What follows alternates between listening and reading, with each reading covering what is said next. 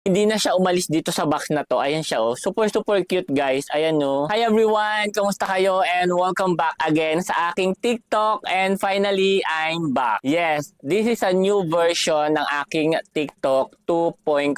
At kung mapapansin nyo dyan sa aking pangalan, meron ng 2.0.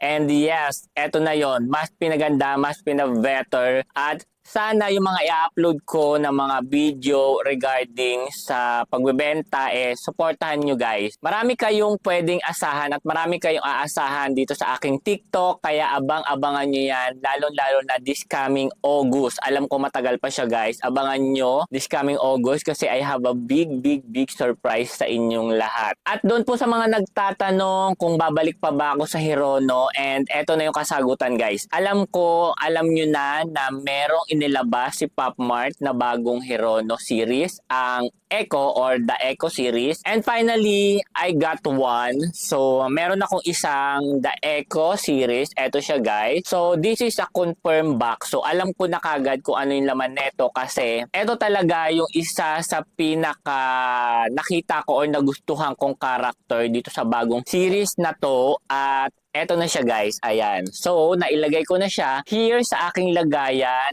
Ito yung breakout plan or basta ito ang tawag sa kanya is breakout plan. And ang kagandahan kasi rito guys is nasa box lang siya. As in, nandito lang siya. Alam niyo yon, hindi na siya umalis dito sa box na to. Ayan siya oh. Super cute guys. Ayan no. Oh, 'di ba? Ang ganda ng Hirono na to guys. And maihahalin tulad ko siya kay Boiling Frog. At doon sa mga nagtatanong pala, hindi na natin masyadong pahabain itong video na to. Doon sa mga nagtatanong kamusta na yung mga Hirono ko guys. Actually, 5 na lang po talaga yung tinago kong Hirono. Eto, si Pax, Boiling Frog, si Alien, and then yung the one or yung dalawa is si Healing at saka po si Birdie. So, eto na lang talaga yung Hirono na nakatabi dito sa akin. Dati, kung maalala ninyo, malaki yung lagayan ko. But now is, ano na lang, eto na lang, separate na lang sila isa-isa. Dahil yung iba po is napag-giveaway ko na sa aking YT channel o sa aking YouTube channel.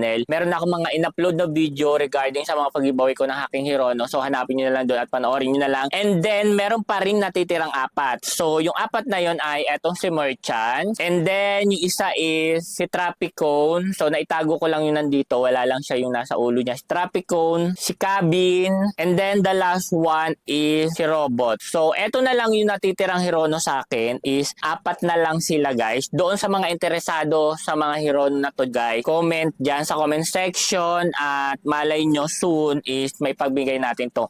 Pero doon ako mas nagpapag-giveaway sa